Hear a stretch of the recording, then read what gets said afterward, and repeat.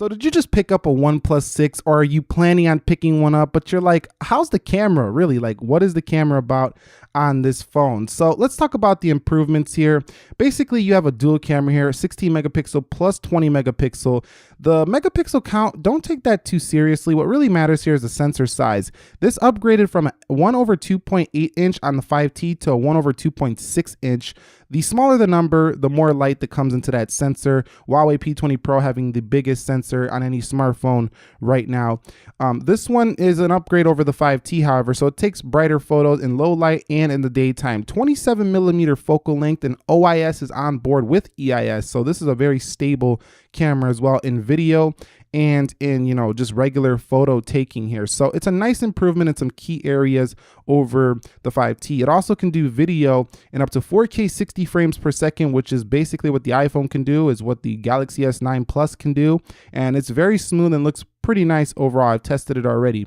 And also it can do 720p at 480 slow-mo and the new 1080 240 FPS at slow-mo as well. So its slow motion abilities, its 4K abilities have improved, plus its stabilization has improved over the 5T, which are huge critical areas that make an overall better camera experience. And I can tell you right now, without even testing against other phones, it's definitely improved over the 5T quite significantly because of those few hardware changes. Now, the second camera is a 20 megapixel f1.7 over, and then a 1/2.8 inch sensor. Now that second sensor is actually have a wider aperture than most other flagships, so it's a pretty good low light sensor on the second one as well. Now on the front here of the 6 here, you do have yourself a rather weaker camera. It's a 16 megapixel camera on the front lens. It's up there in the notch, and you do have yourself 1/3 inch f2.0 EIS 1080p, so it's not 2K on the front camera. But let's go into the software settings and take a look at this before I show you the samples I have taken. I've taken over 90 photos, over 10 videos with this thing. We're going to use the beautiful Pixel 2 for this sample. So very simple software. You come in and you just fire away. It takes photos. You hold it down for burst mode right here. So just hold it down and you could burst like that. You hit this and you have your 2x. You can zoom in more for digital zoom. So you can do that just like you could do on pretty much any of the other dual camera phones right now. Up at the left, you do have yourself your timer. You do have yourself HDR, auto HDR. You have your aspect ratio, which is nice. Everything is just conveniently located right here in the camera. You can touch the focus here. You can change the exposure. And then if you go like, or this is the exposure settings. You can go ahead and come in here. And here's where it gets really simple. And you can go ahead and hit the Pro mode.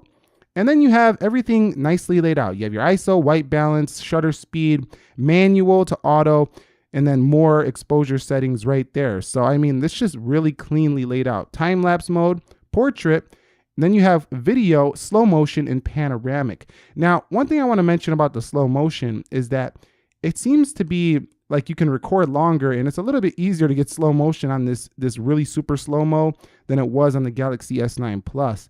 Over here, 1080p at 240 FPS is also new. So you got some nice fun video modes in this one as well. The panoramic worked well as well. And overall, I think this has been a very clean and easy to use software experience. You can also access this camera anywhere just by double clicking that power button. And you could turn that off if you want, but you have that quick launch feature if you want to do that. In addition to that, you can swipe up here as you can do with basically any Android phone to get into the camera there. And you can also take photos with the power button or the volume rocker, excuse me, as you can do with basically any other phone. So it's a really nice, easy to use camera experience, but how does it actually perform in the real world? Like I say, I shot like well over 90 photos. Let me go to the gallery so I can show you what I'm talking about. I shot over 90 photos in the past couple of days, and I've shot over 10 videos. So there's plenty to see in here. I'm going to show you the samples right now. Thank you all very much for watching. If you enjoyed this video, click the like button for me. And if you're new here, subscribe for more. Be sure to leave your thoughts and comments on the samples here. Enjoy.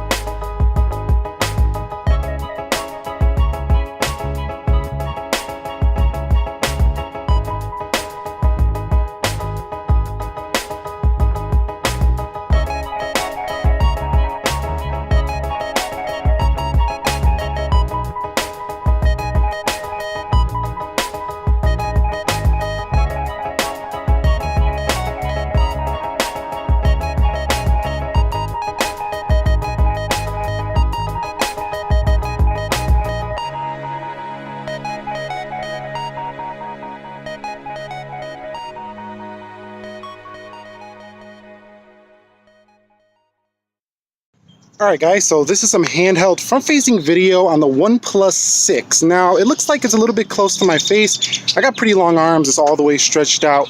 But you can kind of see, this is the kind of quality you're going to get from the phone. We're going to shift lighting just to see how it handles that. And it's a beautiful day out here.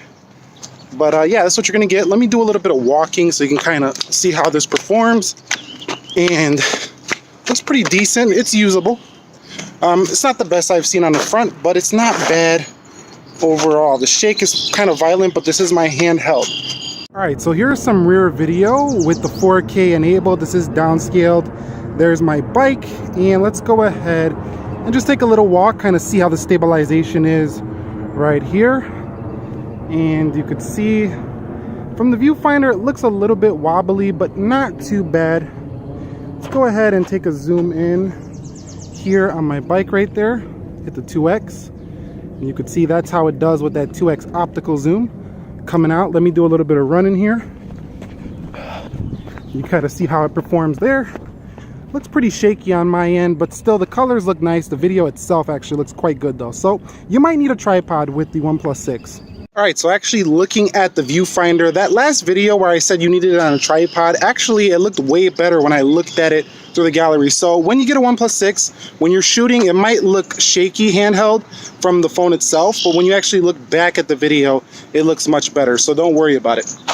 All right, guys, so there's a sailboat out there. So what I want to do is go ahead and zoom in on that sailboat to see the kind of detail we can get on the max zoom and how it handles that. So you can see that's what you're going to expect if you try to zoom in on something far, you catch something like this in the moment, and you need to zoom on your OnePlus 6. This is kind of what you're going to get in terms of the quality. All right, guys, so here's a rear sample of nighttime OnePlus 6 content. You could see 4K video. You can see there's the moon right there zooming in. Presents a lot of noise here at nighttime, but overall, it's not too bad here as long as you have a decent amount of light. And that's the rear at nighttime with the OnePlus 6. Getting a little bit closer here, you can see my bike, computer. That's how it will look at nighttime if you do a close-up. Not bad overall.